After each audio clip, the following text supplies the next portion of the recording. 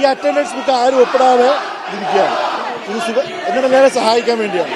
ആരായത് നിന്നോട് പറഞ്ഞത്? ആരും പറഞ്ഞല്ല, ഞാൻ ചുമ്മാ ഊഹിച്ചതാ. ഒന്നുകളഞ്ഞോ പൊന്തി. അയ്യോ, ഊഹിക്കുന്നുടാ പട്ടി.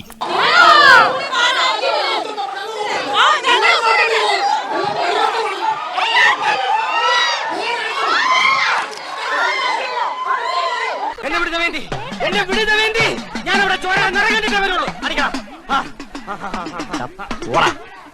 എന്നാ പോ.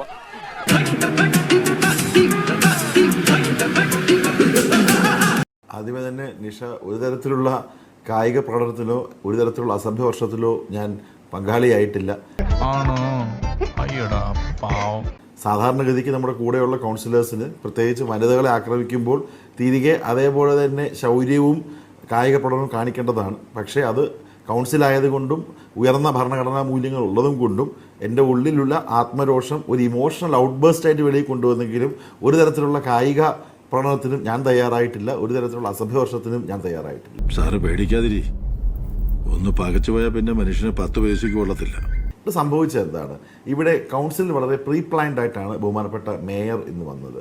ഇന്നത്തെ ദിവസം നിങ്ങൾക്ക് എല്ലാം അറിയാം, സുഗതൻ എന്ന് പറയുന്ന കാപ്പ കേസിലുള്ള പ്രതി ഇന്നത്തെ കൗൺസിലിൽ വന്നില്ലെങ്കിൽ 2 കൗൺസിലർ തുടർച്ചയായി വന്നില്ല എന്നുള്ള ഒരു റിമാർക്ക് ഉണ്ടാകും. അത് കഴിഞ്ഞ് അടുത്ത കൗൺസിലും കൂടെ വന്നില്ലെങ്കിൽ സ്വാഭാവികമായും 3 കൗൺസിൽ വന്നില്ലെങ്കിൽ ഡിസ്ക്വാളിഫൈഡ് ആവും.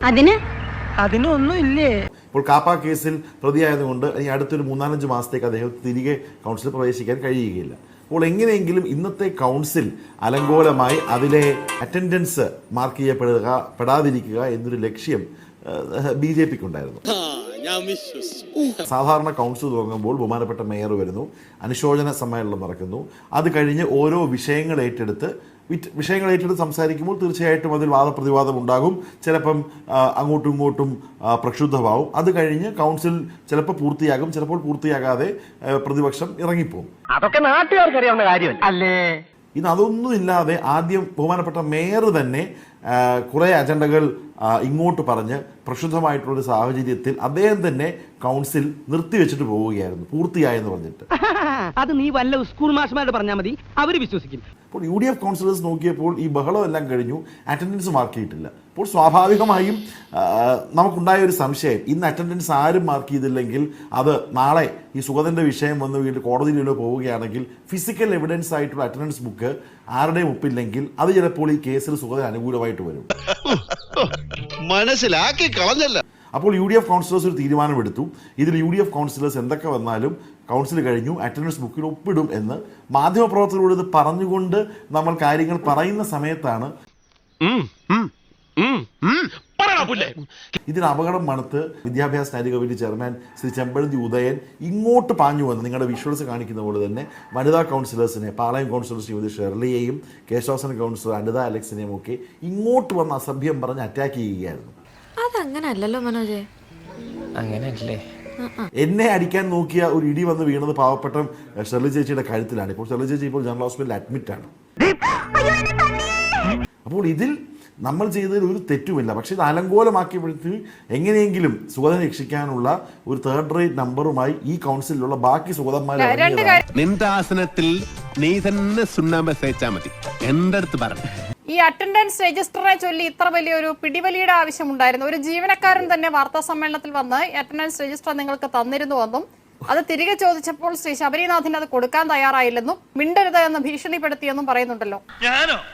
അയ്യോ, ആര് പറഞ്ഞു പിടിപ്പിച്ചു പുളുവൊക്കെ?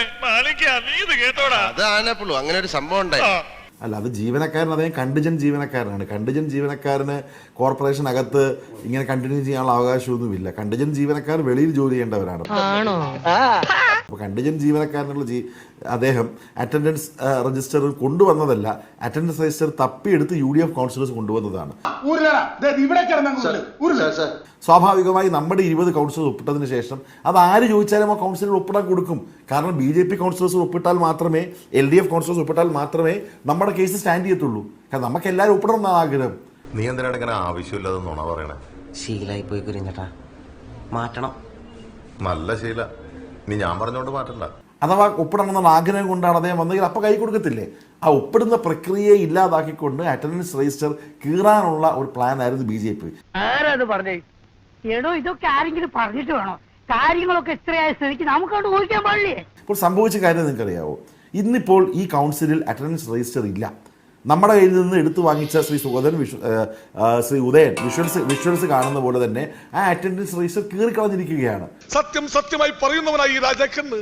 നാളെ ഇനി സുഗതന്റെ വിഷയത്തിൽ ബഹുമാനപ്പെട്ട ഹൈക്കോടതിയിലോ പോകുമ്പോൾ അല്ലെങ്കിൽ മുകളിൽ കോടതിയിൽ പോകുമ്പോൾ അറ്റൻഡൻസ് രജിസ്റ്റർ എവിടെ, ഒപ്പിട്ടത് എവിടെയെന്ന് ചോദിച്ചാൽ എൻ്റെ അടക്കം ആരുടെ ഒപ്പ് അതിനകത്തില്ല. കാരണം രജിസ്റ്റർ ടാമ്പർ ചെയ്തിരിക്കുകയാണ്.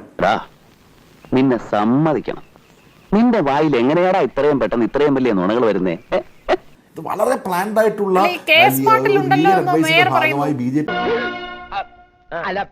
അത് പിന്നെ കെ സ്മാർട്ടിലുണ്ടോ എന്ന് പറയുന്നു. ഞാൻ ചോദിക്കട്ടെ, കെ സ്മാർട്ടിലുണ്ടെങ്കിൽ നാളെ ഒരു കേസ് വരുമ്പോൾ ഫിസിക്കൽ എവിഡൻസ് കൊടുക്കുന്നത് കെ സ്മാർട്ടിൽ ഇത് വെച്ചാണ്.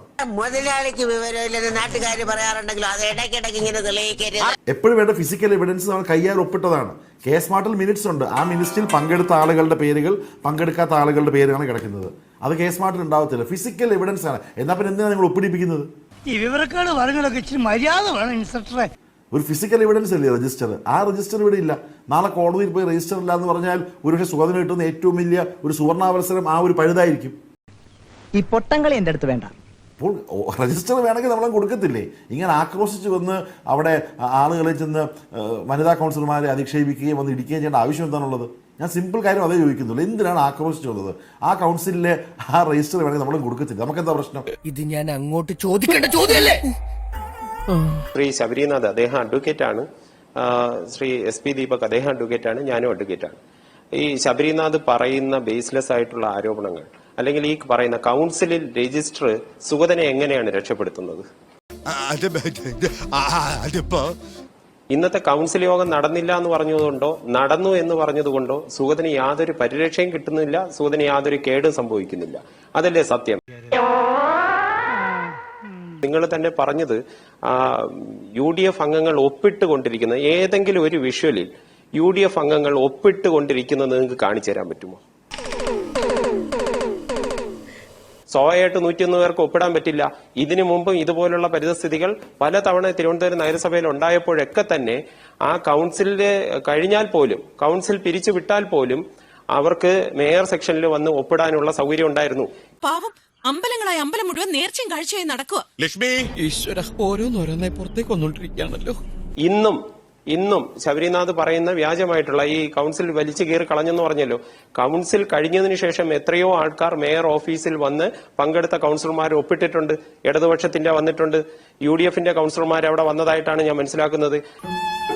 വേറെ ഒരു വഴിയില്ല ഗായ്സ്, പെട്ടിരിക്കുകയാണ് നമ്മൾ ശരിക്കും. അപ്പൊ ഇവരുടെ അറ്റൻഡൻസിന് യാതൊരു തടസ്സവും ഉണ്ടാവില്ല. അത് ബോധ്യമുള്ള ആളാണ് ശബരിനാഥ്. പക്ഷേ ശബരിനാഥ് ചെയ്തത് എന്താണ്? അതിന് നിശ്ചയിക്കപ്പെട്ട ഉദ്യോഗസ്ഥൻ അത് കൊണ്ടുപോയ സമയത്ത് ഇദ്ദേഹത്തിന്റെ ഒരു സഹ കൗൺസിലർ വഴി അത് തട്ടിപ്പറിച്ചെടുക്കുകയാണ്. അദ്ദേഹം ചോദിച്ച സമയത്ത് മാറി നില്ല്, മിണ്ടരുത്, നിശബ്ദനാകാൻ വേണ്ടിയിട്ട് അവിടെ നിന്ന് ആക്രോശിക്കുകയാണ്. എന്റെ ഉദ്ദേശങ്ങളൊന്നും പഴയതുപോലെ ഫലിക്കുന്നില്ലല്ലോ. അപ്പോ സ്വാഭാവികമായിട്ട് സ്റ്റാൻഡിംഗ് കമ്മിറ്റി ചെയർമാനാണ് അദ്ദേഹം, ചെമ്പഴന്തി ഉദയൻ. അത് തിരിച്ചു ചോദിക്കും. കേട്ടോടാ ലിംഗോദര, ഇനി ഞാൻ ഡയലോഗ് പറഞ്ഞ നീ കരഞ്ഞു. അതുകൊണ്ട് ഈ കുന്തോർത്ത് നിന്റെ അണ്ണാക്കി കുത്തി കെറ്റി ഈ കിരീടം എടുത്ത് വെച്ചിട്ട് രാജാവിന്റെ വായി നോക്കിക്കടാ.